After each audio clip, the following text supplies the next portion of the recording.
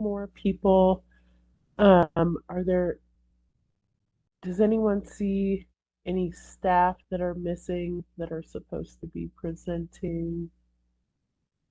I think it looks good to me. And Katie, are you Lauren's there? today too, so Yes, Katie is here. Um,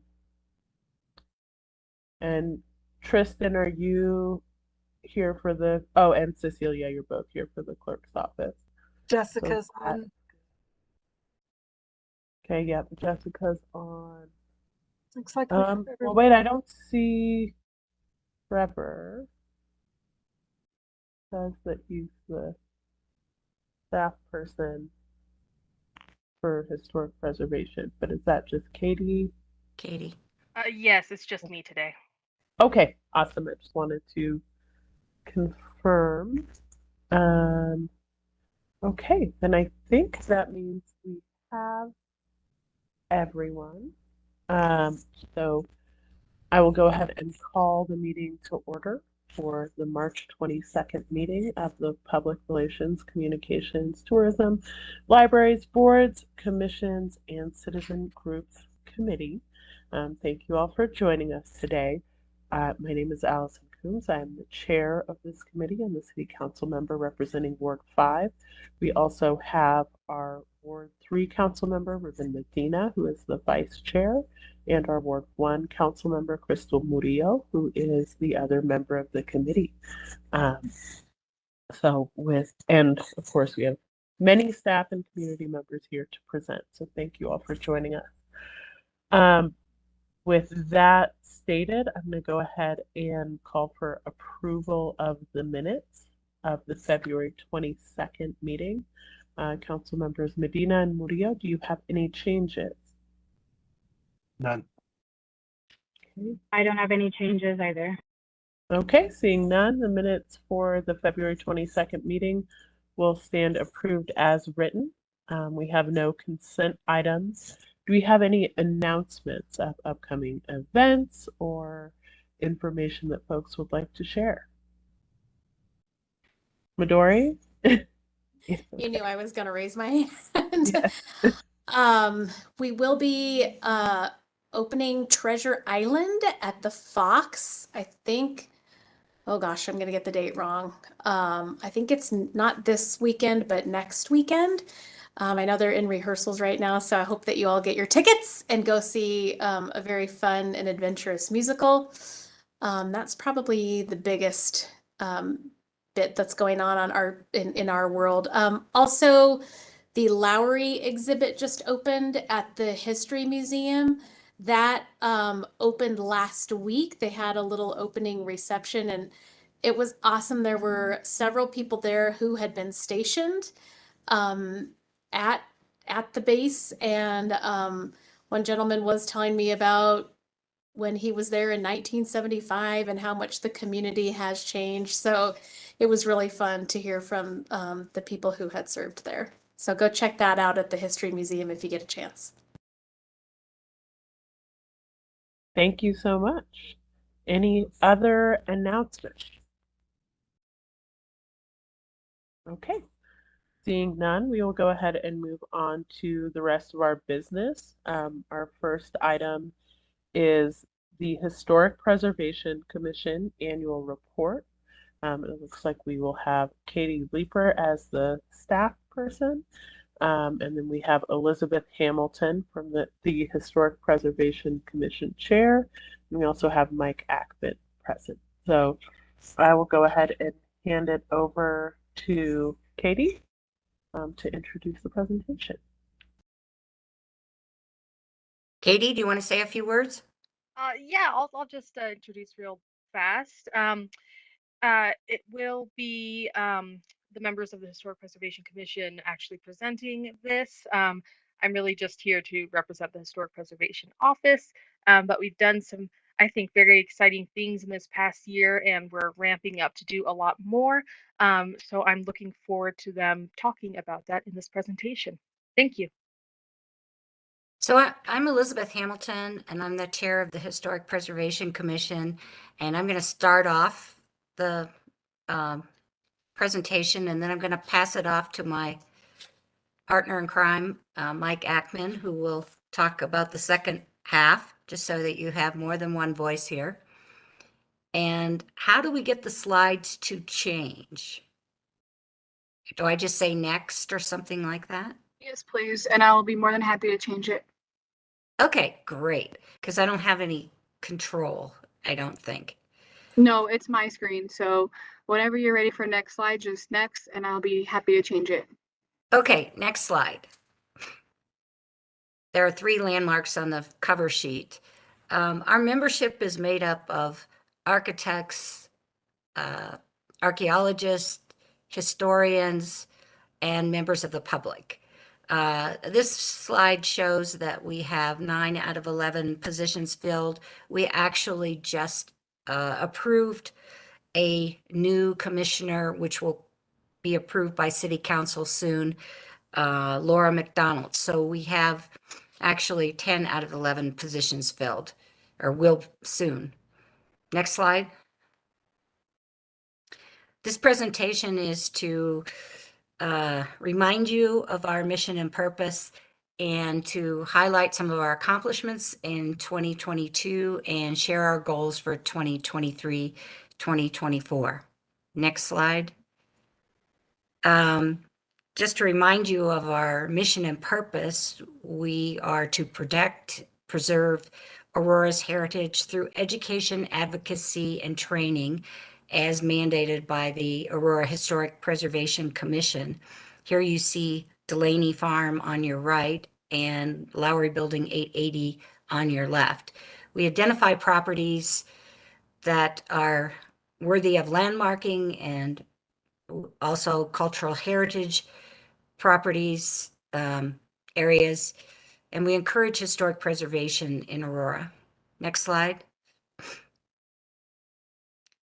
This is an example of one of our projects, the trolley trailer that was found buried in a house, and with a lot of volunteers was restored and is now in the History Museum. Next slide. One of our accomplishments for 2022 was our new commissioner, Emma Bertram, and now we have another new one just joining us. Next slide. We conducted elections and chose a new chair. That's me, and vice chair Mike. We can't see his face because he doesn't have the most up-to-date technology at his office. And Secretary Lynn Evans. Next slide. Oh, this is one of our accomplishments. We rededicated the Coal Creek Schoolhouse with the Daughters of the American Revolution partners on October 15th. Here you see the mayor speaking and our Secretary Lynn Evans also speaking, introducing him. And that's Slide. Mike up And there's there, Mike too. on the Yeah. So you get to those of see you his wanting to with see the his white face. shirt. Right on. With the right shirt. That's Mike Ackman. Thank you very much. Next slide. One of our accomplishments, and Katie Leeper is really to be commended for her work on this, was finishing a Aurora Historic Sites coloring book. This is sort of an outreach education for kids and adults. I even gave one to the mayor with a package of colored pencils and hoped he would color on his nights off. Katie, do you want to say anything about this? Nothing too much to add, but it was a great project to work on, and it was something that both the Aurora Museum Foundation and the Historic Preservation Commission helped to fund and edit, and so that was just a very exciting thing that kind of took part in all places in the museum. And again, I was just very lucky to work on it and learn more about Aurora and its landmarks, and hopefully other people will do the same through the coloring book. Thank you. Next slide. Another one of Katie's accomplishments was putting together this brochure that sort of explains just promoting preservation and explaining to the public the benefits of it. Katie, do you want to add anything to that? Yeah, this just focused on more of the economic benefits and in particular the tax credits that can be available for different projects, as that's something we hope more people in the future will be able to take advantage of for their homes. Thank you. Next slide. This is also our geocache program, which I think you learned about last year or the year before, where it's sort of like a scavenger hunt for historic sites where you go and find the geocache and then you get a coin from the museum. This is the latest one, the Round Barn.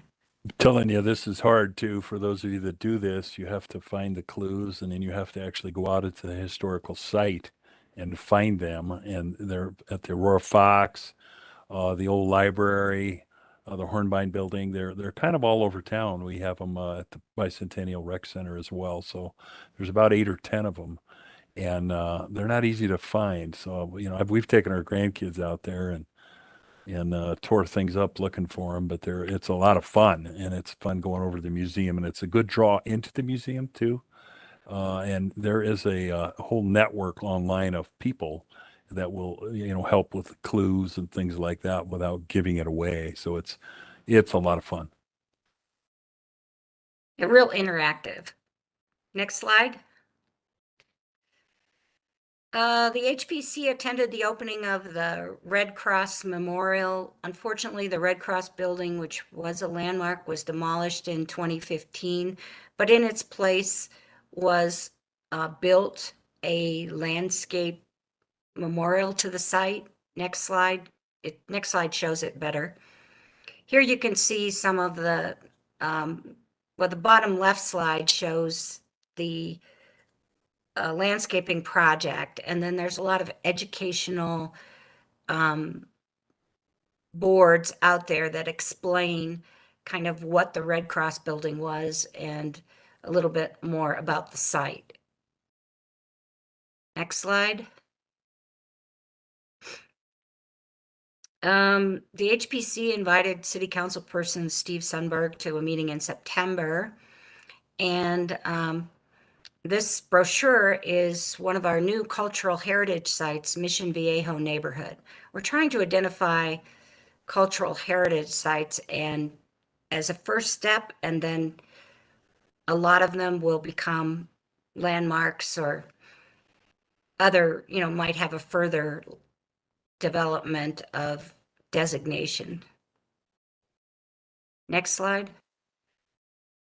Oh, a lot of our staff members went to the Saving Places Conference. This year it was in Boulder in February, and it's a great educational program for anybody that's interested in historic preservation, and it's my favorite conference of the year. Next slide. The coloring book is complete. We already talked about that. But this is how we spent some of our money last year.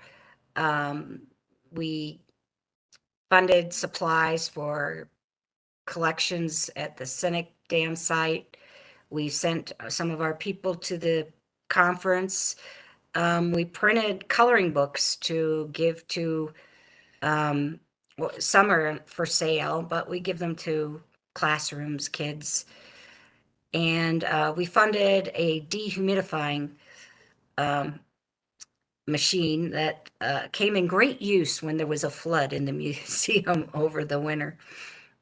Next slide. Oh, Mike's going to start here talking about goals. Okay, thank you everyone for hosting us. This is when it gets long and winded at this point. I'm stepping up on my soapbox to talk a little bit about, as Elizabeth mentioned, the half the commission is usually based on professionals in the trades, and the other half are citizens, much as myself. And just for those of you that don't know, my family came to Aurora in 1915. My grandmother came here to die of tuberculosis, and my grandfather was a soldier at Fitzsimmons during World War One.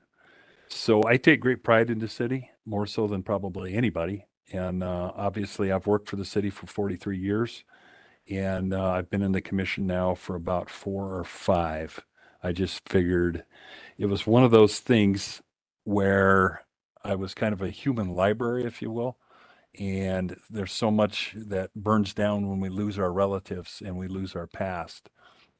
So I wanted to kind of share that. So you'll have to pardon with me as we talk about these things. It's Kim Stewart knows she worked with me when I and Michael Bryant when I was a PIO on fire, so I tend to be long-winded, and that's why Kim had to kind of throttle me in from the fireside back in the day. But our 2023 goals, we have several goals. We want to, one of them, you see the Fox Theater, of which my father and I both went to as children back in the day. It was built in 1946. There is some grants. It gets a lot of support, as Midori talked about. It's fabulous. We just saw a play there about the first black woman to play baseball, professional baseball, which was a fabulous little play there. But from a kid that went to movies there in the 60s to now going there as a theater, it still boggles my mind what a great place this is. But they're doing rehabilitation grant for the sign, and then the city facilities is kicking in to help, do some of the work there too. Obviously, it's just looking really good. It's a fabulous building in my opinion. Okay, we can proceed to slide 18, please. Okay, this is another one that's kind of fun. Everybody knows where the Highline Canal is. These are some signs created by the Highline Canal Conservatory that are placing in various stages along there. We call these interpretive signage. That's kind of a little buzzword for us history nerds.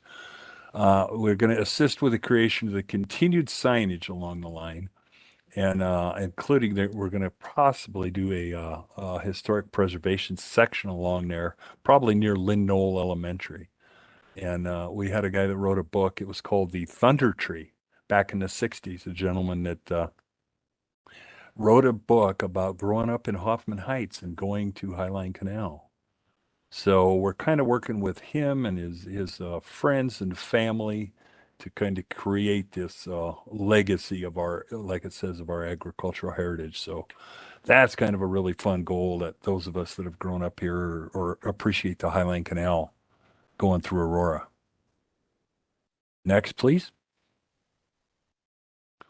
Okay, this is one of my little pets is this is Lowry Building 880. It was landmark number 12. We're trying to work with them. There is some interpretive signage. You can kind of see it there in the foreground. But we're trying to it was brought to us that the 60th anniversary was in 2019, and some of the people wanted to do a commemorative because what you may or may not know was this, the very first class of Air Force Academy, while they were building the academy in Colorado Springs, they this is where they were headquarters until they could graduate, till they could move all the cadets down to Colorado Springs. So the class actually graduated from the building down there, but this is where they started in 1955.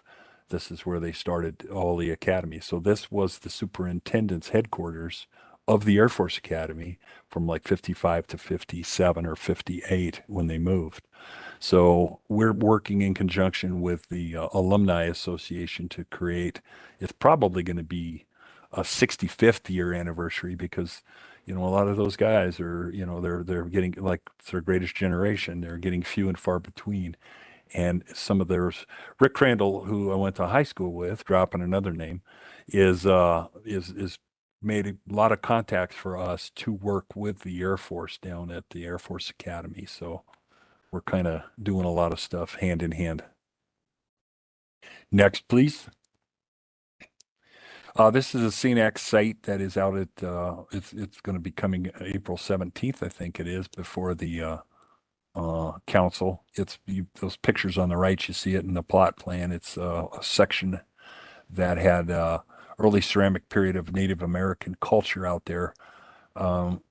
That they've found in the past, found some artifacts there, so they want to designate as a historic landmark, much like the toll gate area off of Iliff and Kalispell. We have a section where they found some Indian artifacts in there too. So that's the actual Aurora reservoir ground that you can see in there on the right, and then the map on the left. But we're working with that to designate that as a landmark, working with the water department for that as well. Next, please. Okay, Jamaica Elementary. Those of you who are from Aurora or have been around Aurora, you'll see that this is a very early 50s style flat brick school, like all of them. I went to Kenton and Crawford, and Kenton Elementary was exactly like this. Vaughn Elementary. I haven't done fire drills for about every school in the city. I've been to all of them, but this one is designated as a national historic landmark, but not a city landmark. So it's kind of odd, that this was basically, the best way to put it is, the post-World War boom that we were exposed to right after the war, where they built schools and homes and Hoffman Heights and Morris Heights and all those subdivisions and areas that brought so much population tied to the military. We quickly outgrew our schools, and my dad, there was one school in Aurora, and it was Crawford Elementary, and it was K through 12. But, after the 50s, we were starting to build these flat, schools. So we're trying to designate with APS leadership, trying to get them to buy off on it, allowing us to designate this as a City of Aurora landmark. And then you see there's some more information down there. We stuck the website on there if you want more information on this. Next, please.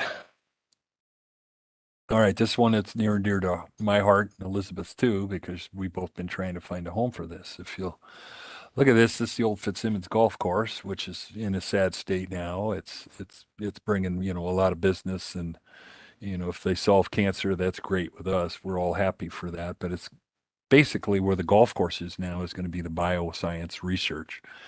But they had a couple of these old shelters out there. They're not really lightning shelters. They're not much of a rain shelter, but they were built probably in the 50s or 60s, and they're just going to raise them. So we're trying to work, and Elizabeth has been doing a lot of the groundwork to get those moved, possibly acquire some money for a pad and the money to move these, or at least one of them. And Spring Hill Golf Course has explained they would like to have one right at the entrance to their golf course. And then we can bring out some of the history of the old Fitzsimmons Golf Course and possibly have some interpretive signs out front. And we thought there was even the chance they had the old men's club and women's club medals and leaderboards and things like that. So we can kind of make it a one stop, a history stop, and then also a place where if they're having golf tournaments, they can use that to as their sign in or check in. So it's a big process. It's one thing to say we want to save this, but then it's Fitzsimmons redevelopment wants to get rid of these as fast as they can. And for us, the wheels turn slowly in administrations. So trying to get it tore down, get it moved, get a pad poured, do the locates and all that. It's a work in progress, but we're not going to give up on it. So, Allison, do you have any suggestions of any funding sources? I mean, we need to find some money to build, and I mean, we're excited that we're being given this shelter. Spring Hill wants it and has a use for it, but we need some money to move it, to disassemble it, reassemble it, and build a concrete slab to relocate it. And I don't know if there are any funding sources that we could tap into from the city anywhere to help us with this.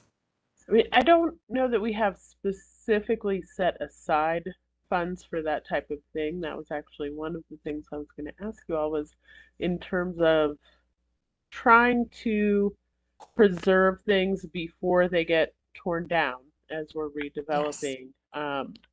What kind of support do you all need for that? So it sounds like in this case, funding would be necessary support. I mean, we can use some We funds are from our source, but our Right, but it's money that's limited. allocated to our group, but we don't have enough to do Right, this. it's limited. Um, so yes, that would be helpful to know. Thank you, Midori. What is the actual cost that you all are looking at for We don't have a the cost yet. We just found out a couple days ago that we had a home for it. So now we are okay. investigating the costs. Okay, if you all can get that information, I think I would probably ask maybe golf to contribute some if they're wanting to relocate it, perhaps for the pouring of the pad or some aspect there. Um, there are some council one-time funds that council members are making asks of. We did have to submit our requests on March 4th, but I can go back to staff and find out if I could submit an additional request on your behalf, but it would be helpful to know what that amount would be. So there's no money kind of readily identified for this type of purpose, but I think that we could have some discussions about trying to identify the funding depending on how much it is. And then perhaps there's also some more conversation to be had about future budgets and how we better plan for these kind of needs. Yeah, Great, this is great. Thank you for your help. We will do some research on what the cost will be to move it and to disassemble it, reassemble it, and pour the concrete foundation and get back to you. But if you have any creative ideas in the meantime of sources, that would be really helpful. Yeah, definitely let me know how much it'll be because that'll help me think about sources that might be available. Yeah, golf is pretty much, we met with them yesterday and I think their take is that, they're providing the ground for it and, they want it and they're willing to give it a home, but, they're strapped as well.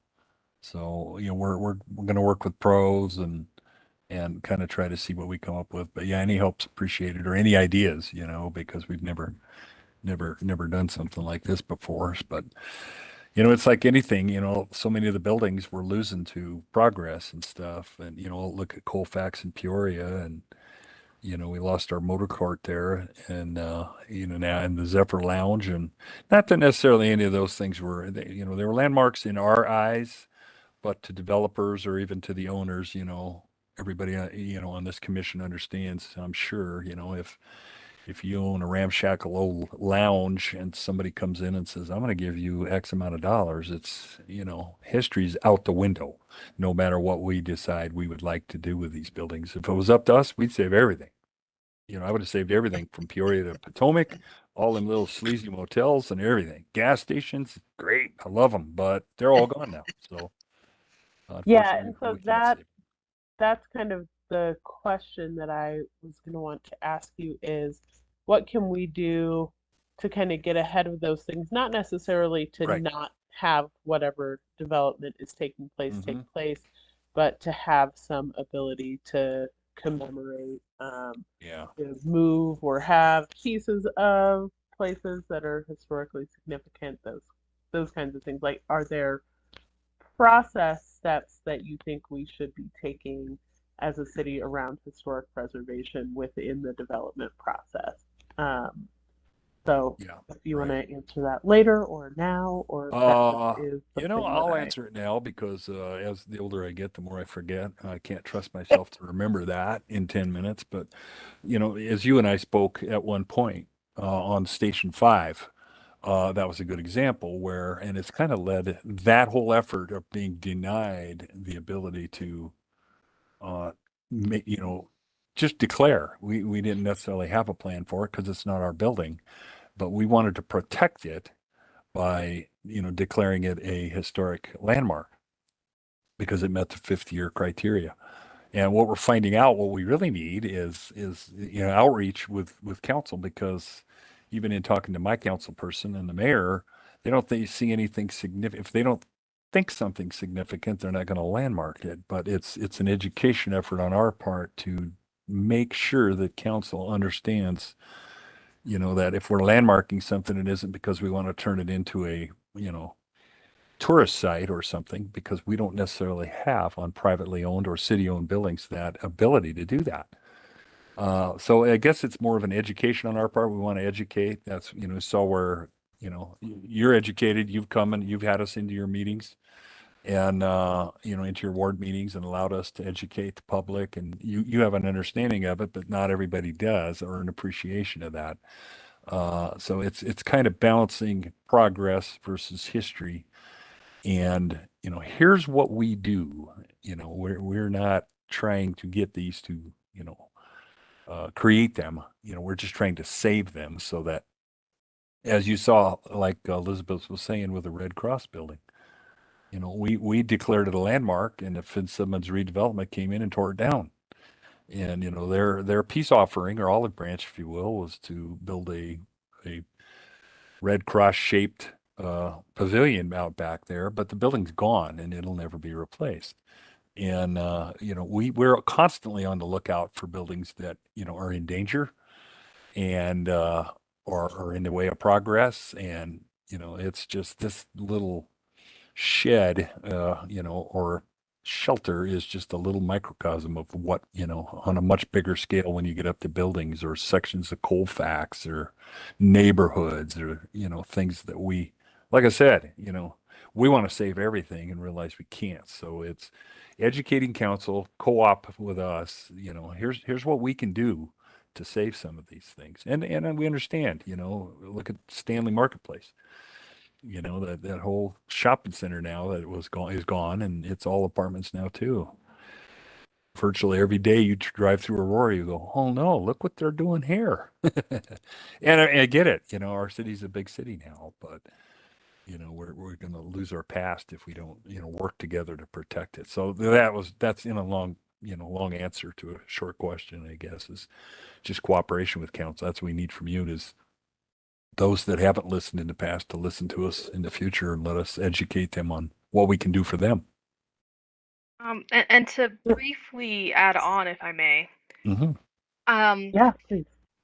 so I think potentially another route that we could take is I think in 1995 we had some redevelopment surveys done of Colfax to identify potential historic landmarks and what buildings were still in good shape and all of that.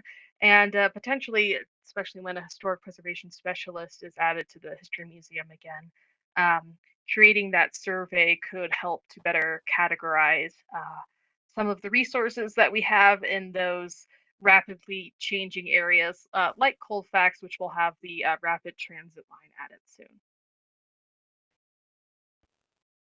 Yeah, and so I guess part of what I'm wondering as well is, as we're going through the development process, if we want to like identify areas that we want to look at the space, again, not to say we're not going to develop that area, but perhaps is there signage or pavilions or these types of things that could be moved, rather than, for example, entire buildings.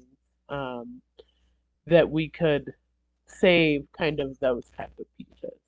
So that's just an idea that I had after the Colfax and Peoria, after that was lost. And we kind of didn't really find out about it until it was too late to really have the discussion. And I know you all got to take some photos, but I wonder if there are other types of things that we could do that would be more substantial than just photos in terms of preserving objects or things that um, that could still preserve that history. So maybe that's a longer discussion that we could have about what that might look like. But I am concerned that at this point we don't necessarily even have a process where we could identify those types of things and how we could potentially save them.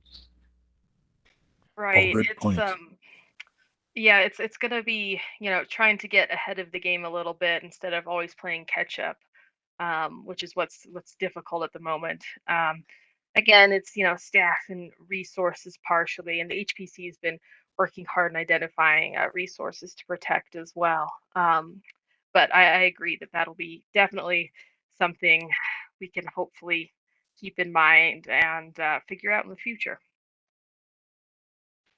Yeah, well, if you all would like to maybe schedule a conversation and then a time to come back with some proposals, so that we can really not just kind of have the idea, but really look at what concretely we could do from a city perspective to address those issues. Do you think that would be more advantageous for us to make a presentation, either at study session or to you at some point at a workshop or something, or how would that work?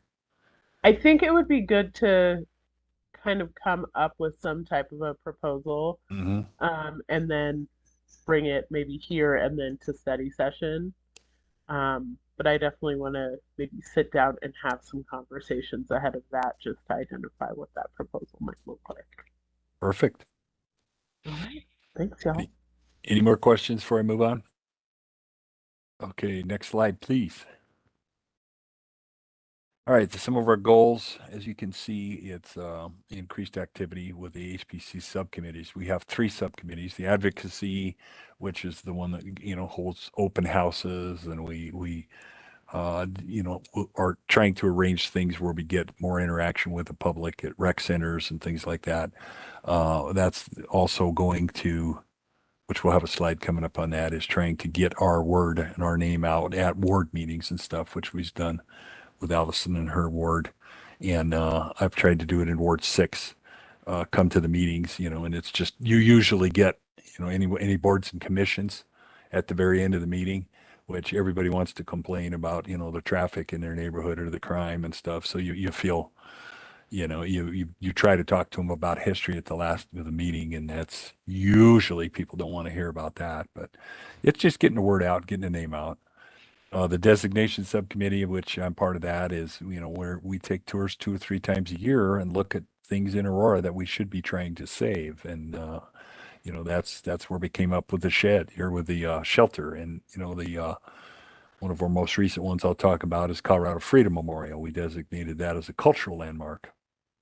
And so we come up with about 8 or 10 that we decide are kind of hot topics that we need to maybe get on them. So, and then the events committee, subcommittee, that's the things we do generally with the public. Open, like I said, open houses. We assist the museums and some of their things. We show up at the, on the Great Lawn and open the museum and volunteer for that. So there's just a lot of stuff to keep busy. We only have, 10 meetings a month, but we have a lot of different things that we are involved with. Next, please. Yeah, as a member, we invited Councilmember Sundberg to the September 22nd, 2022 meeting.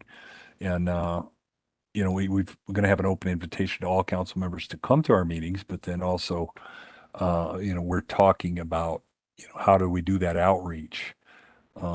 Alison, you've been real gracious to have us at yours, but really you're the only one that's done that. And I mean, it's, there's historical landmarks and artifacts and, stories in every ward.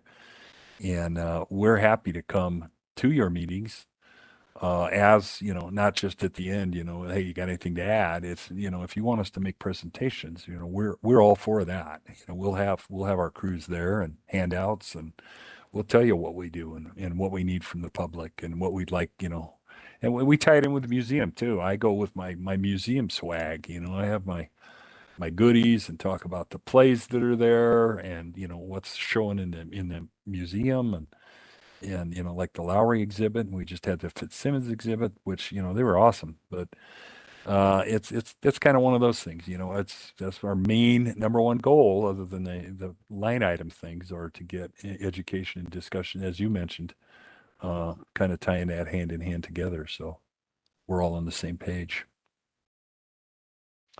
Next, please. Okay, our impact in the community, constantly moving forward, constantly adding structures. Like I said, we have a protect and preserve mission where, there's houses all in North Aurora that we could do. I mean, we could just fill up a thing on these landmarks and stuff. Understanding, like, we go to this house and we think it is. We have to get buy-in from the owners too. That's where it's a little more difficult, as we expressed on Colfax. And, in Mike's world, Colfax Avenue looks like Larimer Square downtown. You know, it's a vibrant part of Aurora, much like that is, and we protect it. That section we have of Colfax that exists down there is the oldest existing section of Colfax in the entire state. You know, from Lakewood all the way to east of Aurora there. It's the oldest surviving section, and it deserves to be protected. A better standing of our mission statement shared with elected officials and combined with great education outreach, and to basically heighten the impact we have within the community. Because, like I say, most people don't know what we do. I constantly see on Facebook and old Aurora sites, and I post pictures on there, and people are like, "I can't believe the city and the, historic commissions don't save that." And so it tells us we have to do a better job of educating the public, because when people see rampant, growth at the cost of our history, they assume nobody's doing anything, and that's not the case. Next, please. Aurora's mission, unified diverse communities. There's nothing, look at the Fox Theater is like my pride and joy as far as saying, they're doing everything in their power to do that. The museum, we do that too. We had a recent exhibit in the museum about all the homeless people with, pictures and Interesting. stories about them, which was really, really, really cool. The history is one thing, but you got to understand, we are living history right now. Everything we're doing right now is history. And, the troubles we're having and the turmoil with the people living and trying to exist out on our streets and stuff is going to be the history 10 years from now. We're going to look back at that and wish we'd chronicled it a little bit better and stuff. But so that's kind of one of our missions. We're trying to spur economic development to save these buildings. It's tough, if you go to but there again, if you have a historic house, you don't want to put an aluminum siding on it. You want them to put something on it that looks consistent with the era, or replace them all with windows that have nothing to do with the home. So we try to be economic, like the brochure that Katie had said. Here, these are things we can do to help you. Let us help you. Okay, next, please. This is one example. This is our loafing shed on the right over here, where we got a historic grant, a state-funded grant to basically paint it, re-roof it, and it looks great across the street from the AMC right now.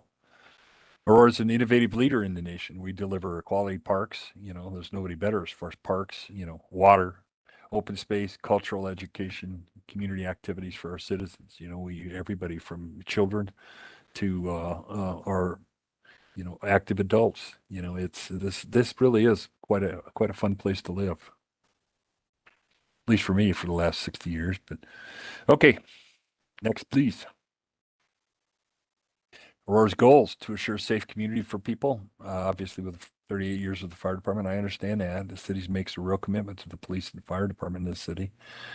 Serve as leaders and partner with other governments, jurisdictions.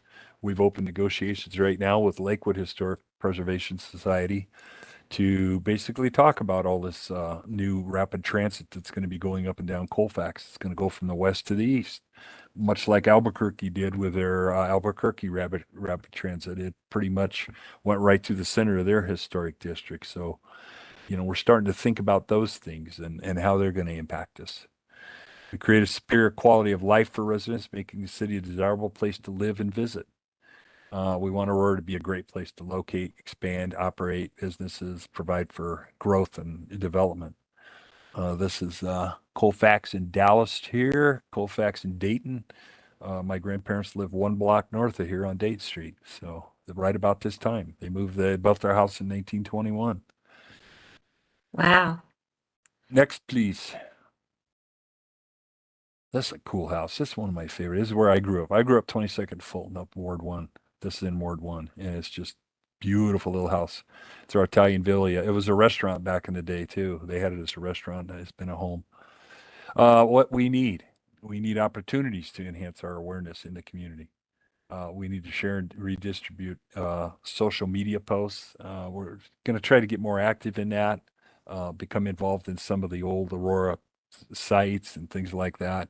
The museum, Aurora Museum Foundation, and Aurora Historical uh, Society. So you have like basically three entities with the Museum Foundation, Historical Society, and the Preservation Commission. So we all have the same thoughts and we all kind of work together. So you have that collaboration and you have collaboration with our city officials on how important this is. You know, we want you all to have the message that you have, Allison, and you've shared with us and been kind enough with us, to share your meetings with us. And or if you want to come to our meetings, any of the other council members want to come to our meetings, we would appreciate that too. If you want to see what we do and how we do it, our meetings are 2 hours and they're pretty well packed with stuff that's going on. We're always happy to have guests. All right, next slide, please. What we need, more of what we need, promotion of the historic preservation as a component of the city's growth, to not forget us. Consideration there's a couple of them we threw out here where we could maybe have ward meetings. We don't have to have them in the museum every month. If you have, like we've gone to Heather Gardens with you, and that was great. I love that.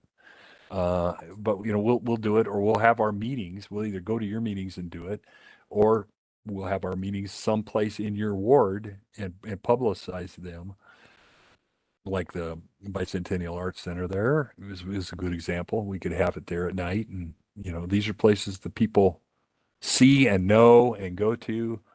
I think Stanley Marketplace would be kind of a fun place to have a HPC meeting, but it's just we're looking at different ideas. Obviously, nobody sees us if we go to the museum once a month and sit in our little chamber there. So we're trying to get ourselves looking forward to getting out, and Scott does a great job of hosting and keeping us on the straight and narrow, but as best he can. But we're trying to think about expanding and take kind of a road show, if you will. Next, please. All right. What you've been waiting for, the conclusion. Historic preservation contributes to community unity, which it really does. It's a great way. I see it in the fire department. We have meetings with our recruits and our retired firefighters, and the amount of interaction we have between guys that are just coming on our job and the guys that have been on the job, it's something to behold. It's a lot of fun to see. So we kind of want to do that. It's not a young person's hobby. History is not. So we're starting to get a little younger and think of ways that we can express community unity and have some cultural programming for our neighborhood. We have the Coal Creek Schoolhouse where we're going to start doing programs over there, and I think stuff like that's important for the kids to see the way school was in a one-room schoolhouse. It's so different than they are now when they have lockdowns and all the tragedies that we have now. They need to see what it was like in simpler and kinder times. And this will contribute to a superior quality of life for our community. I truly believe that. Historic sites and preservation is your soul of a community. Next slide, please. Anybody So have any this is questions?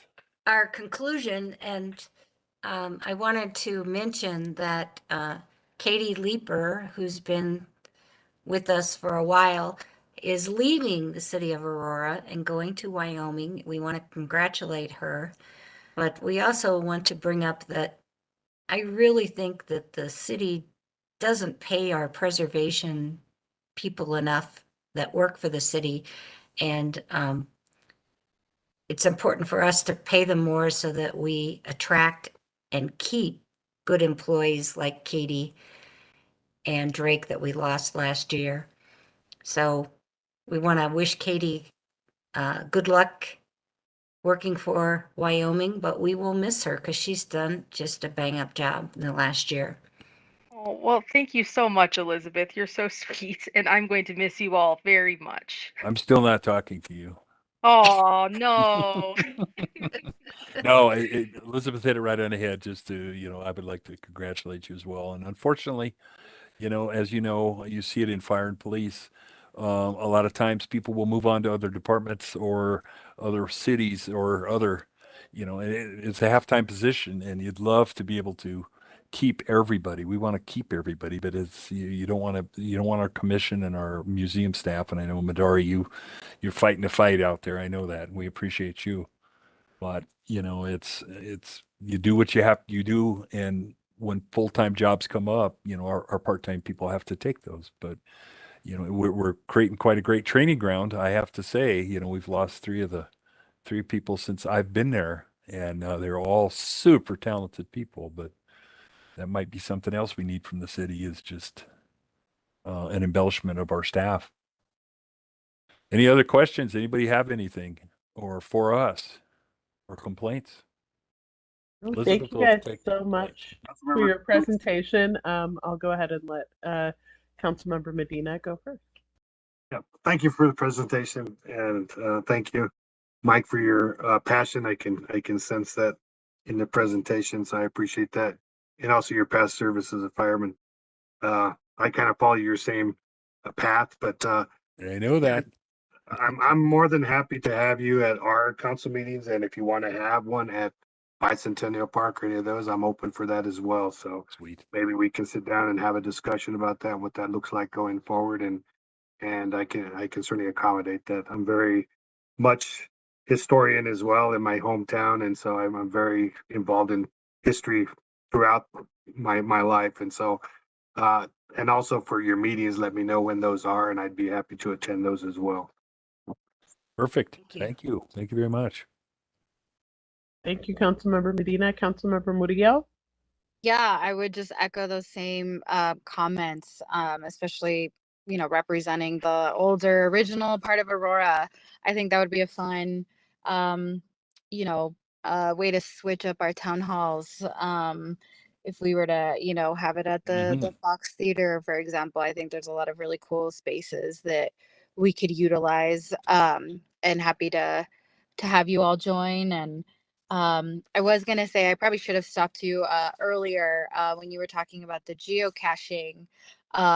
That was something that we had explored during COVID, right? When Yep. you're not supposed to be around other people and needed something to do, and I didn't realize that there were opportunities at the historic landmarks. So that's something that I'm gonna have to check out, and I would echo that. Is a fun activity to be able to do. And a draw to our historic landmarks. So yeah, in the interest of time, I won't take up much more, but this was a really lovely presentation. And I think it's ironic, like the youngest council member, representing the oldest district, and also supporting the preservation of what was. um I know I got a few comments of that, along the way, but I equally think that it's really important to invest in that preservation of history, and really cement that throughout moments in time. So thank you for your presentation. Thank you. You're welcome. Thank you all for joining us. And yes, let's definitely follow up. I think I kind of got my questions in during the presentation. So we will follow up on what more we can do. And I'm glad that you're also going to be able to connect with the other council members. So thank Yeah, you that's again awesome. for taking the time, and look forward to talking with you more soon. And Katie, thank Thank you you. for your service to the city, and best of luck in your next steps. Thank you so much, and I'm very excited to keep an eye on what the HPC in Aurora does in the future. Thank you all so much. Our next item is the special events calendar presentation by Jessica Bixman. Thank you, everyone. My name is Jessica Bixman. I am the manager of marketing and special events for the Parks, Recreation, Open Space Department. And I'm just going to take a minute to go over our schedule of special events that we have for 2023. And I think I should be able to share my screen here. Here we go. Okay. Sorry, let me get to the top.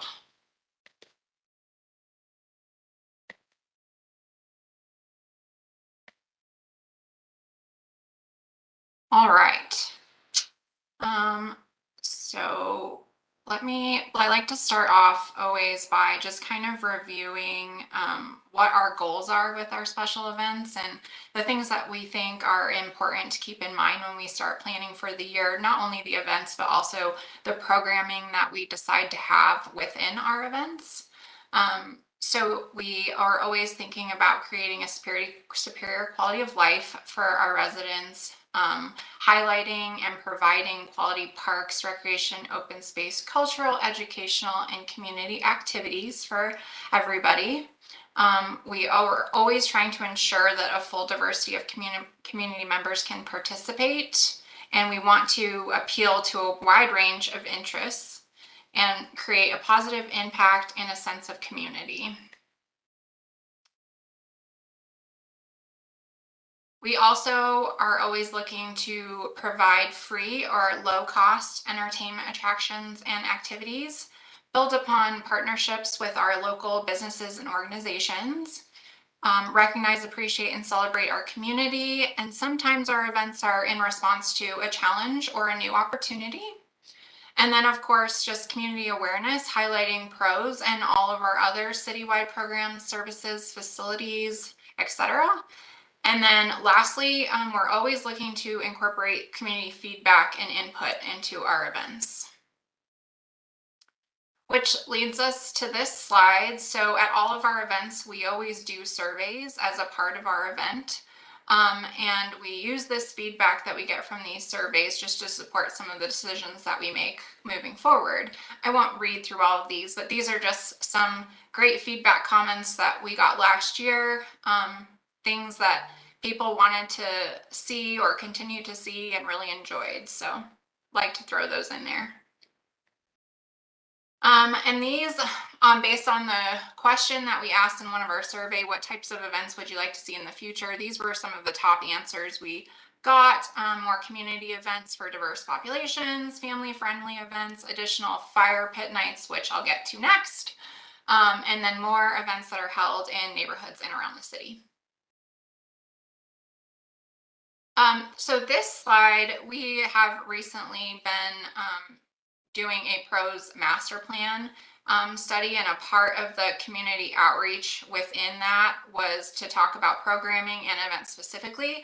So again, this slide just supports some of the feedback that we heard as a part of that community engagement effort, that is showing that people are really enjoying these neighborhood events that we've been doing, and also highly support our citywide holiday events along with some of the other events that we do.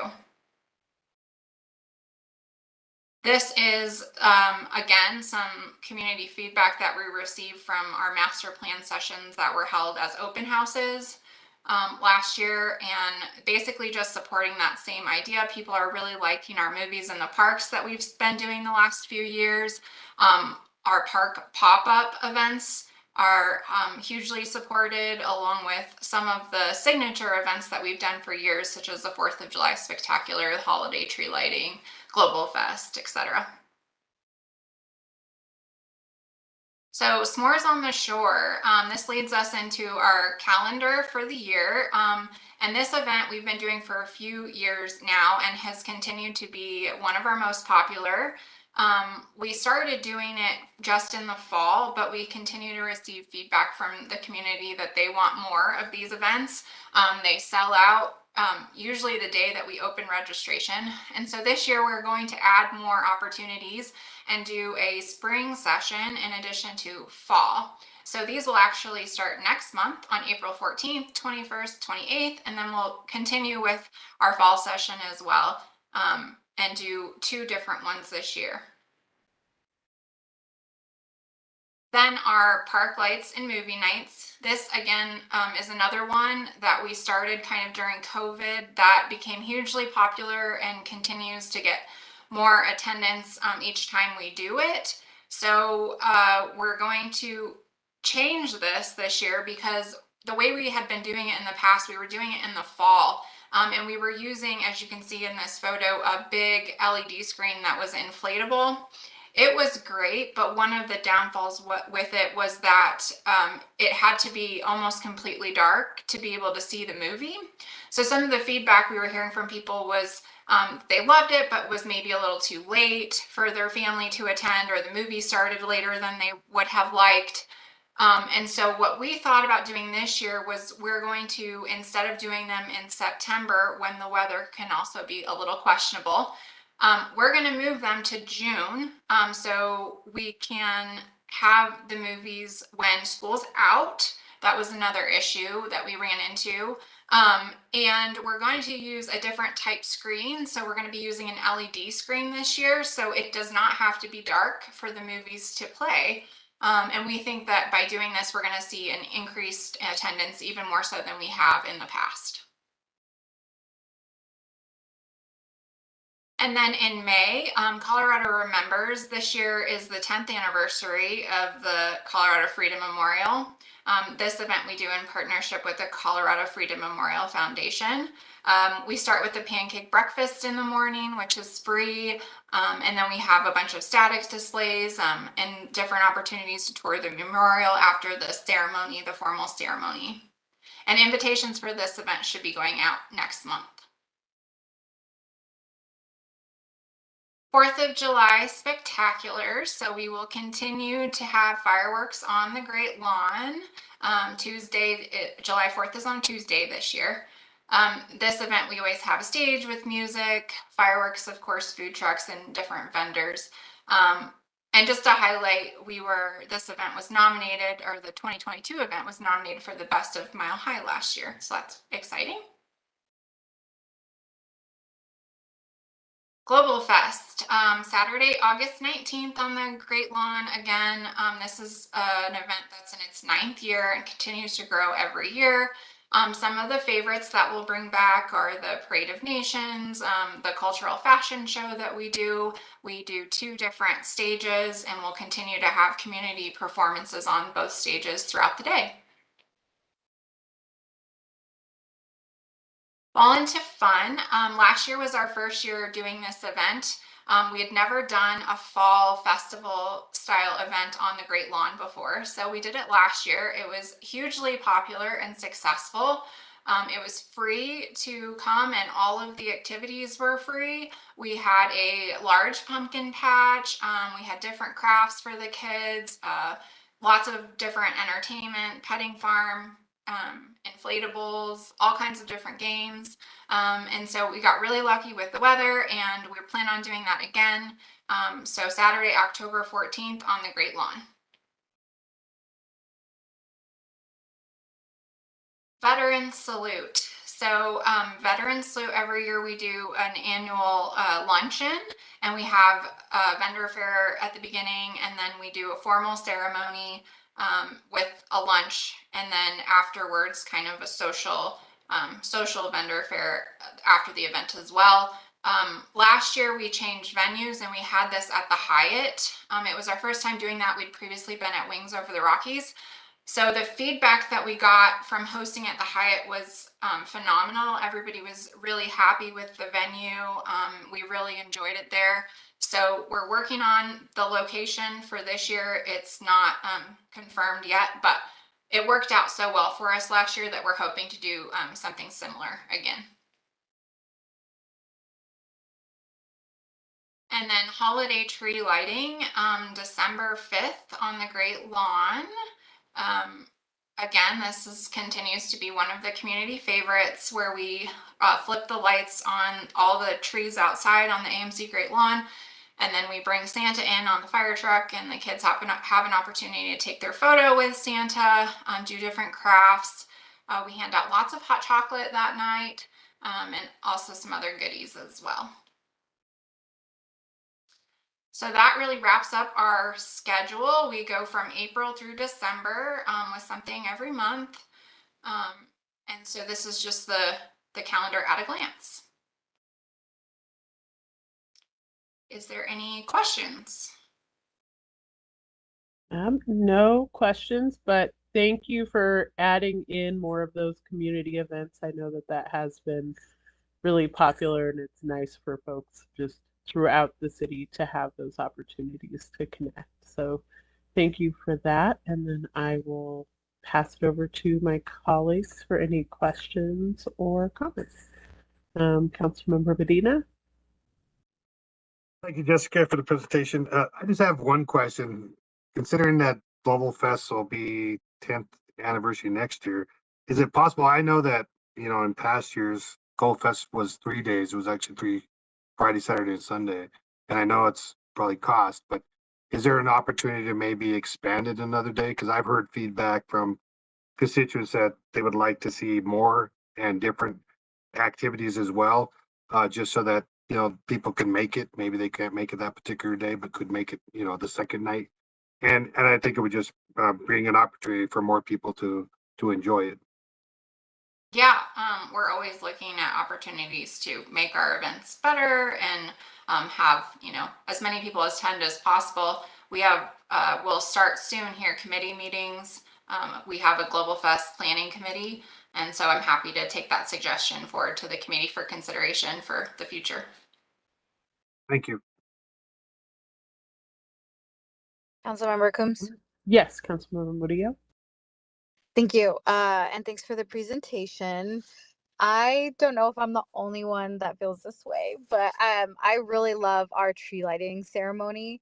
Every year though, I can't help but wonder, like, I wonder if it's possible to get like more lights or different color lights. Like it's all red and like, like a light show. This is like so like specific, but I always feel like that could be like such a more grand experience. Like it's so lovely like as is, but I guess I always just feel like, I don't know, like we like do this big countdown to turn on the lights, and I feel like it's a missed opportunity that maybe we could be a little bit more creative on that bit.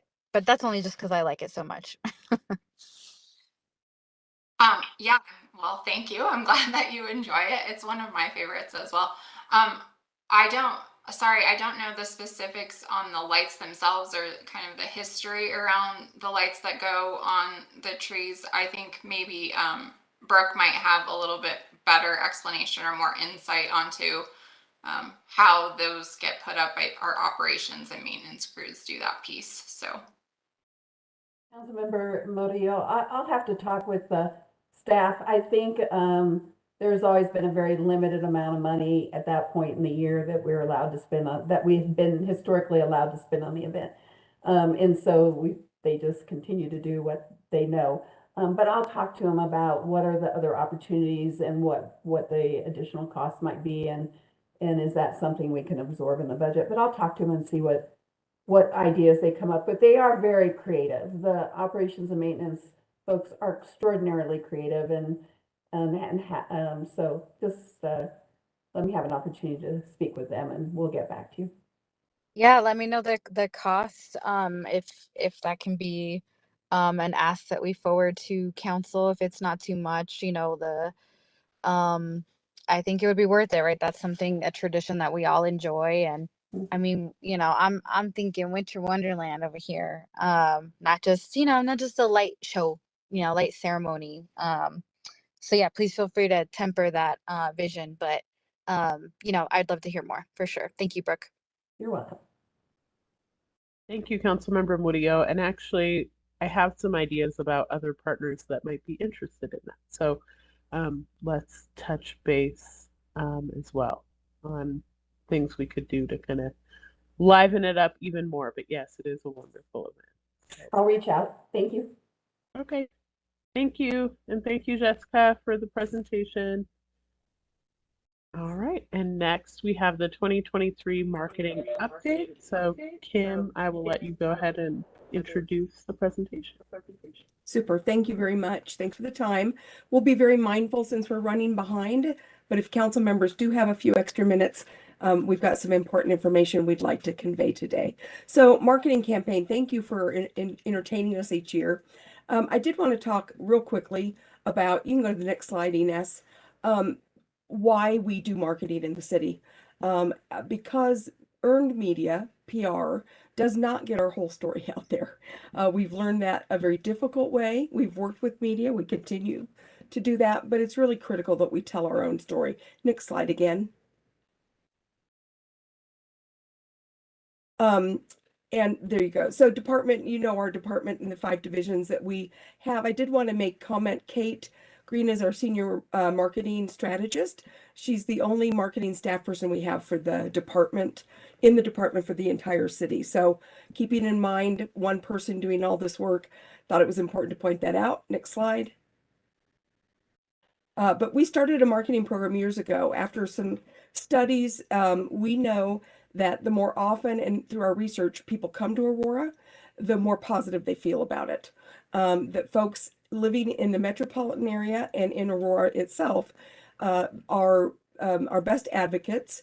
And the more they come and experience our food, when we have signature events, when they come to our signature events, and other reasons for visiting town, the Aurora East Guide, again, the more positive they feel.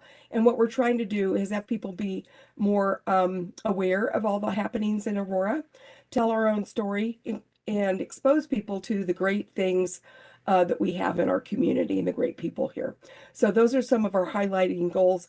I'm not going to read through these since we're short on time. If you go back one slide, please. Sorry. But I did want to focus on a couple things that we're going to be doing to reach our goals. We're going to increase our social and digital presence. We're working on that. We'll go into that in a bit here. Strategic use of paid media in metro area in Aurora. Our focus is here. It's not outstate so much, and it's certainly not in other parts of the country. That's what Visit Aurora does. Our focus is local, speaking to our own residents and speaking to metropolitan residents.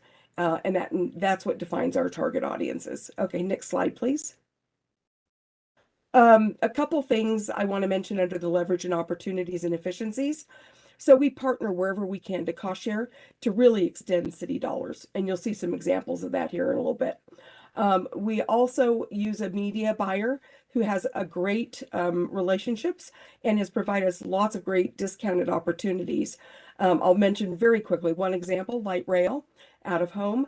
We actually pay for 9 months, but get it for the entire year because we strategically place it certain times of the year. And they would have to actually take it down and reinstall it 3 months later.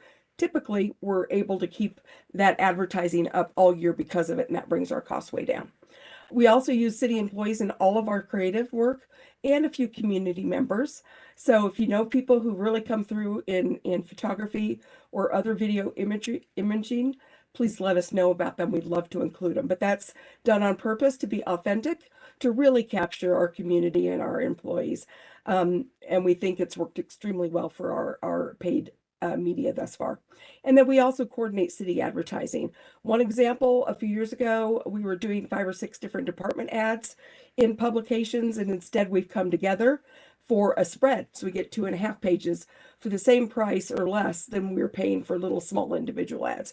So again, we're always mindful of having to leverage our dollars and get the word out in the most effective ways possible. Thank you. Next one. I'm going to let Kate take over for a minute on what our manifesto is, our taglines, and why we're approaching our marketing and awareness campaign from this perspective. So Kate? Hi, everyone. Good afternoon. Thank you for having us. This slide here is our campaign manifesto. This is our Northern Star. This is what we have based all of our marketing campaign for 2023 and moving forward. The key message to take away, I won't read it to you today because we're short on time, but you do have the slide deck and I do encourage you to look at it. Our language is very specific. It's about Aurora as a community that is inclusive, that is global, that is worldly, and we really want to highlight that. That is the primary goal of our marketing campaign. So the tagline is Aurora, the world in a city. We have identified target theme areas. You will see that we've broken this out into 4 primary groups. It's not limited to, but these are kind of the big buckets, how we see our marketing efforts being targeted. The first is arts, culture, and dining. Let's be honest, Aurora is the place in Colorado for dining experiences. I joke that you can go to 6 continents of the world, simply here in Aurora. I don't know about Antarctica, if there's any cuisines from there, but I would invite those to come to Aurora. The next, which is really key to building out our community, is getting investors, developers, businesses, innovators into coming to Aurora, investing in it. The next is recreation, and thanks to our pros for all the efforts they do in that department. But as many know in this group, but maybe not be on this, in general in the Denver metro areas, just the abundance of outdoor and indoor recreation offerings we have. I mean, we have 2 fantastic reservoirs. I don't know, 100 odd some miles of bike paths, trails, etc., golf courses, and nature conservatories, which I think is really, important to educate the community and surrounding residents about our ecosystems here. There's a fantastic team at those destinations that are very knowledgeable, and we also have 5 recreation centers. Or is it 6 now that the new one's been built? Sorry if that's inaccurate, but those are world-class recreation centers. Next is our campaign strategy. So as Kim mentioned briefly, we really want to evolve our brand. We want to tell the story of Aurora. That is our main focus. And doing this through inclusive and dynamic imagery and language. We want to continue to build the pride of our community. We want to entice people from the region and to experience the city's many offerings. Through our studies and data, it's proven that the more time people spend in the Aurora, that's an improved perception. We do an omni-channel approach to capture target audiences, and that omni-channel simply means we're everywhere that the audience is. We are digital, we are out of home advertisement, we are print, we are radio. We also want to make sure that we highlight the people and the businesses, the restaurants, the shopping, attractions, and recreational activities in the city. We want to increase the positive sense of Aurora by reaching these critical audience, and that's why we do an omni-channel. We also want to coordinate with other departments within the city, as well as our partnerships outside of the city. And then here's just a list of partners, key partners in the community that we work with. We'll talk a little more about that moving on. Again, we have customized our marketing campaign, The World in a City. That is the overarching campaign tagline. However, we are mindful that different audiences, different themes require supportive taglines. So we've come up with a list to target some of those themes. And to the right is just some examples of key messaging. Again, I won't read through those. But now moving on to Laura, who will highlight some of our creatives for marketing. Thank you, Kate. So we presented last year, it's the first year for 2022 that we started the World in a City. So the look and feel is an evolved look. We wanted to kind of keep it consistent so that if, for example, if something is still up somewhere, it still feels connected. But that is kind of why we kept this, these circle elements and things like that. These are just a few examples of ads that are out in the world, examples of how they would show on a laptop and how they would look on a mobile device. Next slide, please. So this is a mini brand video that we had created in-house with one of the designers, and it also has, it's on a loop right now. I'm moving a little slower, but it also is used as an ad. So we were able to take this mini brand video and repurpose it. Would you play it one more time? It's on a loop. Awesome. Thank you. So we just wanted to make sure that this was a, quick 15-second snapshot of everything that Aurora has to offer, which is really hard to achieve in 15 seconds. But we felt like we did a good job on kind of achieving that, and also looking to do additional versions of these that feature other aspects, so that we have like a really good portfolio of that. All right, thank you. Next slide. And then this is the new light rail wrap. This is one side of it, and then the other side has a different photo. We really wanted to strategically use our purple because it is, if you look around at brands, not many brands have purple in it. And so it really stands out when you see it. We've seen it a couple times, like in the wild, like just out and about, and it's pretty exciting, very visible, very thoughtful of placement of copy and also ADA so that everything is really standing out and legible. Down in the lower left is the revamped economic development brochure, which if anyone is interested in a copy of this, this has been a huge lift for the team. Design wise, writing the copy, getting all of the accurate information updated. I don't think it had been updated for a few years with the pandemic, and it's just a really great piece. So please feel free to reach out to me if you'd like a few copies, because I think this is a really great piece for informing all things Aurora. And then I just wanted to share the Visit Aurora guide. This is an example of previous years, pros and marketing. We've all kind of had our own little ads, but this year we pooled our resources and created a really impactful 2.5-page advertorial that is really allowing us to tell our story our way. And so this is a really great standout piece. It's in the printed version that is getting sent out and around, and then it's also it's live currently digitally. So thank you. And I will talk quickly about our social media strategy for 2023. Kim mentioned that this is a big goal of ours for the year. So we are going to focus on social media in organic. This is a great return on investment at no cost for marketing to make an impact and in our marketing efforts. We will use videos and real life content in our social posts. We're also going to do social media posts and stories that are directed to our target audiences. So you'll see a mixture and blend from our recreation to our developers, to our arts and culture, to our dining, to our investors, our realtors. We also want to continue to social listen, which means we will monitor customer, our audience's interests, locations. We will also leverage existing social media communities and engage with influencers and people who are in the community and are advocates for Aurora. And then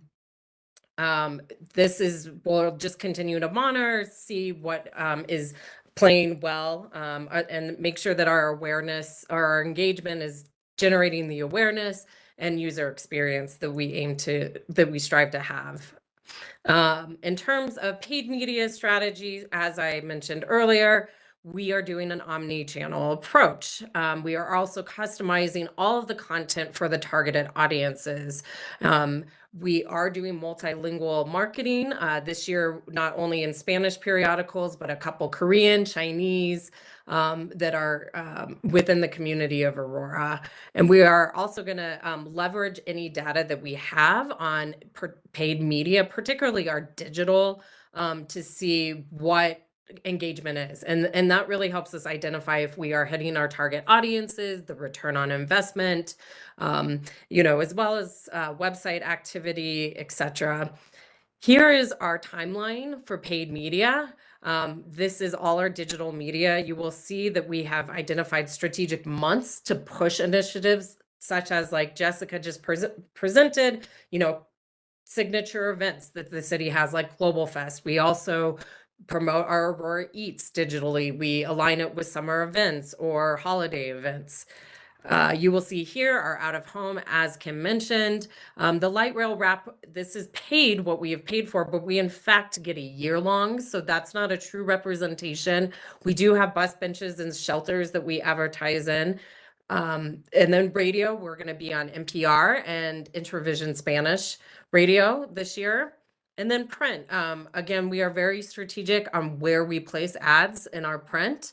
They are local periodicals. As Ken mentions, we don't do a national reach. That is really Visit Aurora. There is one exception that I'll point out on the next slide. But again, really targeting residents of Colorado, Aurora, the greater Denver metropolitan area, and the diversity. We have everything from Outdoor Magazine to Colorado Parent to El Comercio, and 5280. Key partnerships and events, sponsorship of events is of huge importance to the marketing team. This year we partnered with Visit Aurora and actually had a signature piece in National Geographic Traveler, the UK edition. This was a 2-page spread that we partnered with Visit Aurora on. And it is one of the biggest travel magazines in the UK. And this was both done print and digitally, and promoted on social media. The next big activation that we would like to highlight is our activation at Stanley Marketplace. Earlier this year, our inclusion mural went up at the Stanley Marketplace. It is in front and center when you walk in. It's in the dining area, and it's the world in our city. You'll see our tagline. Allie, I'm blanking her last name, but she's a local artist, did the mural itself, and it is representing the diverse population in Aurora. These faces, these portraits are of women of all backgrounds. We are also sponsoring Aurora History Wall, and we are working with our colleagues over at the the Aurora History Museum. We are also doing a stairway installation that will be in 43 different languages that say welcome, and we are partnering with artists in Aurora's community. And we are also sponsoring key events, such as Black History Month, Small Business Month, Pride, Hispanic Heritage, Asian American Heritage. And really, Stanley, this was very intentional. Stanley is a flagship location for both Aurora metro area residents and regional influencers. So we're super excited about both of these partnerships. Also, outside of the Stanley events, it is key that we get into the community and engage with stakeholders and events. Last year, we did the Anschutz block parties. There was a big city presence there. 10,000 plus foot traffic. It was a huge success. And we plan on doing that again this year. And Global Fest, as mentioned previously, this is a signature event that really highlights Aurora and its diversity. We worked it last year, and it was my first time attending and participating in it, and it's fantastic. Here's just a list of some of our key partners. You'll see that we're everywhere in Aurora, from northeast to southeast and northwest, you name it.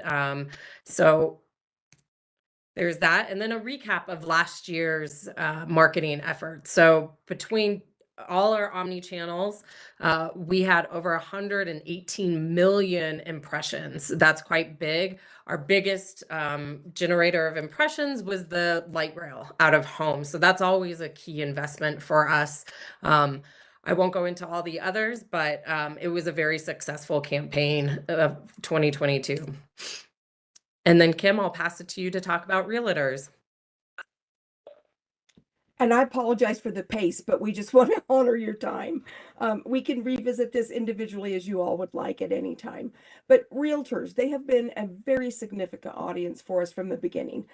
For some of you who are active members in the community before council members, you might recall. The reason is realtors are gatekeepers, gate openers. They help set the tone for buyers, whether they be people relocating within a city, within the metro area, or people moving new to the state of Colorado.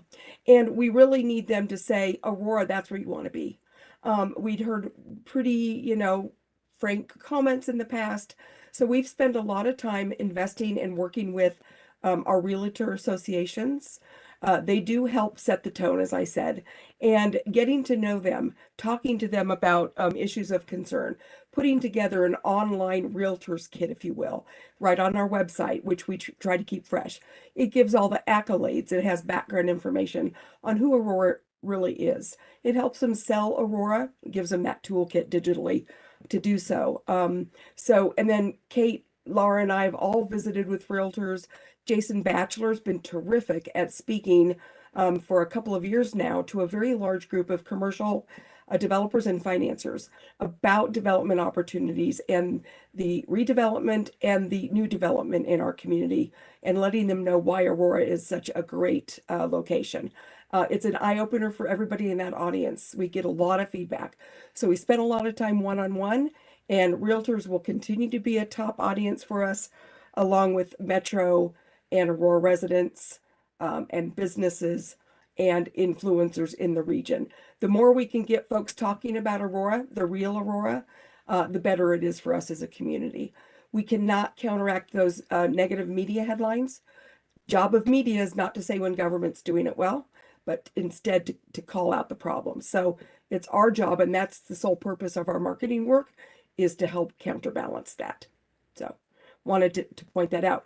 I would also mention, because this is late breaking, we're working with a publisher of magazine, Modern in Denver, on a special summer section. Actually, Stanley Marketplace has been very involved in this too, to have a Modern in Aurora section.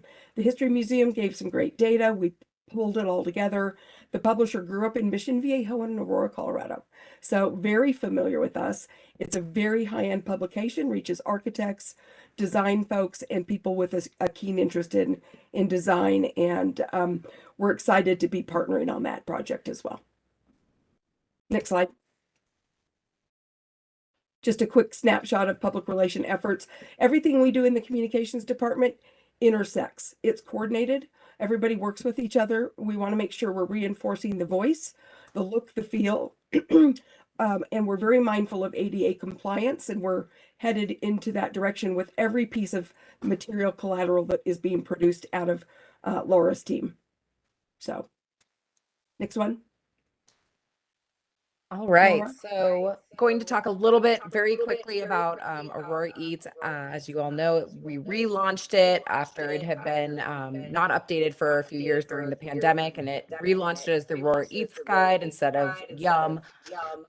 This has been a really great piece for marketing. I would just like to say, like, between printed collateral and guides, in addition to the website, we've had a collective reach of 10,000 views on the website and or distribution. So it's really been great. It launched over the summer, and so we're just excited to continue to revamp it. We're actually getting ready to dive into current on audit just to make sure it's fresh, and adding in a few new restaurants that have opened and or taking out anything that has closed. But this has been a really great marketing item for us, and it's been showing a lot of great success. Also recently, Kim was featured talking about Aurora Eats on the podcast with Visit Aurora. So that was very exciting. Next slide.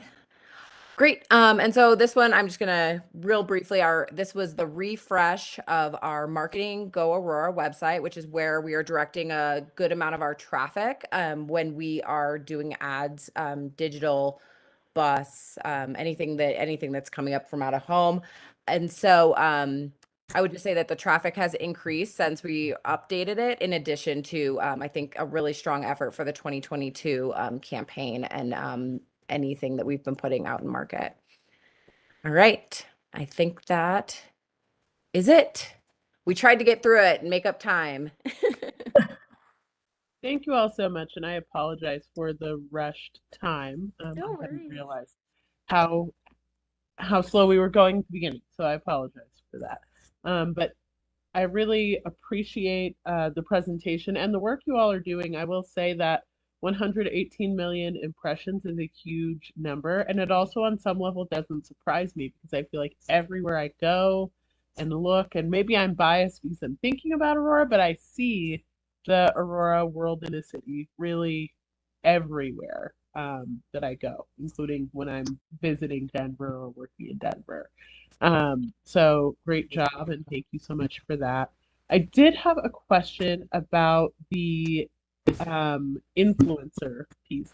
I'm not, I guess, very privy to all of that. So I wasn't sure like how you work with influencers and what the plan is as far as increasing.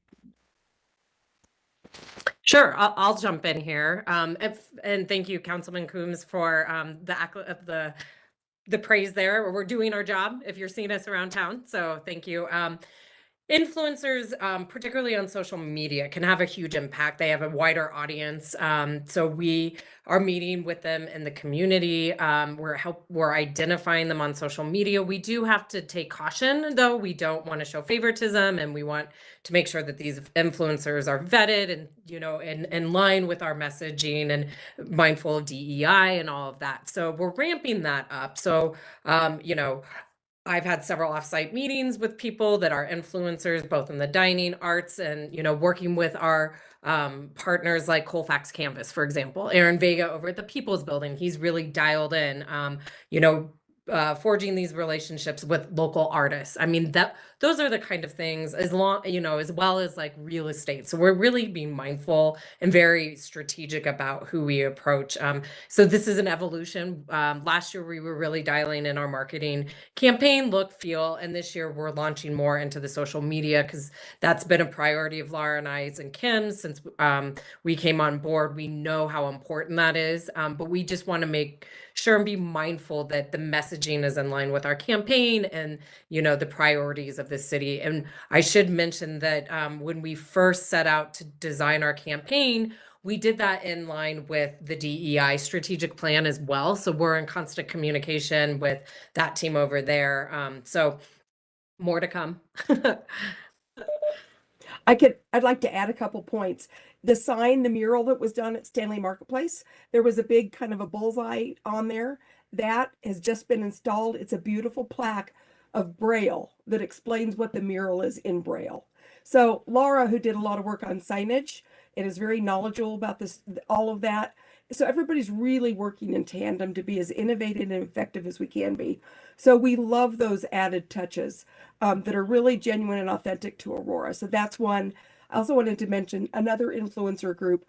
So I do a lot of tours. I did a tour, it's been a couple years ago now with pandemic, but of top real estate agents in the region. And a local Aurora person introduced me to some groups. Those are financiers, people who will finance projects, finance businesses. And so I took a group of 20 people around and talked about Aurora. So there are lots of different ways to reach influencers, and they're the people who give us so much credibility. It's a very important component to our strategy. Just one other example. All right, thank you all so much for answering that question. Councilmember Medina, do you have any questions or comments? Not this time. Thank you, Kim and staff. You guys do a great job. I know that. So thank you. And Councilmember Murillo? No questions, but what a terrific presentation. Thank you. Thank you. We are happy to also package up small posts for you for your own social.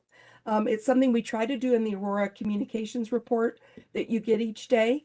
But if there's more of an interest, if we could get that out to you and you would amplify our reach by sharing it with your groups, we'd surely appreciate that too. So we'll make note to do that. All right, thank you so much, and thank you for highlighting that aspect of the communications report. I think that helps to just make sure that folks can get everything out. So thank you again for your time. And also, I didn't mention all of the print, all the creatives, everything is really beautiful. So thank you all so much for that work, and look forward to continuing to see that everywhere as I'm throughout the city and the region. So take care, and we appreciate you being here with us today. So our final, oh wait, so we have any miscellaneous matters for consideration? Does anyone have miscellaneous matters? Council member, I apologize, I didn't mention it at the beginning. Go ahead. Oh, sorry. The Sister Cities International is having its annual fundraiser on May 3rd, I believe it is. And so keep an eye out for that information as well. It's going to be at the People's Building. And I believe the city bought a table or a sponsorship. So it should be another fun event. And again, that really plays in nicely with the world in the city. So we're trying to amplify one another. Okay. Awesome. Thank you so much for sharing that, Kim. And then the final thing is confirming our meeting for April. Councilmember Murillo had to jump off, so I'll check in with her. But does April 26th at 3:30 work for everyone who is here? Okay, Councilmember Medina is a yes. Any concerns from staff? Okay, then we will plan to see you April 26th at 3:30 p.m. I'll confirm with Councilmember Murillo and we'll let you all know if that changes. Thank you and have a great rest of your week. Thank you all. Bye. Thank you, everyone.